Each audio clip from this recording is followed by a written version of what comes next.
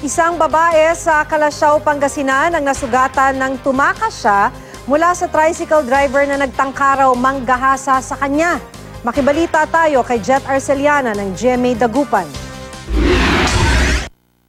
Hirap maglakad dahil sa mga sugat sa tuhod. Ang 20 anyos na si Tess, hindi niya tunay na pangalan. May galos din siya sa braso at iniinda ang sakit ng pamumupok sa kanyang mukha at batok. Nakaligtas daw si Tess sa tangkang panggagahasa sa kanya ng driver ng nasakyan niyang tricycle nitong Sabado ng umaga. Nagtaka na po ako kasi may mga sasakay, 3 sila. Ayaw po niyang pasakayin. Ang napag-isipan ko baka may masamang gagawin sa akin. Gusto ko po sanang tumalon kasi mas lalong delikado. Papasok daw sana sa trabaho sa Dagupan City si Tess. Sa National Highway daw dapat ang daan nila mula sa bayan ng Binmaley. Pero lumiko ang driver sa isang kalsada sa Sitio Calit. Huminto siya sa gitna tapos sabi niya, saglit lang sabi niya. Nakutob na ako kasi umihi siya eh. Sabi ko ang dilim-dilim, wala kami kasama. Bumaba si Tess at naglakad. Hinabol siya ng tricycle driver at pinukpok ng tubo.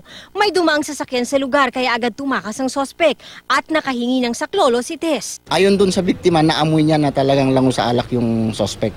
Tinutugis na ng pulisya ang sospek. Paalala ng mga otoridad. Kumuha tayo ng kahit anong pagkakakilanlan nung tricycle o yung driver o anumang sasakyan. I-text natin sa mga relative natin na ito po yung number ng sinakyan kong tricycle papuntang Dagupan o papuntang Binmaley. Jet Arceliana, Nagbabalita, Pilipinas.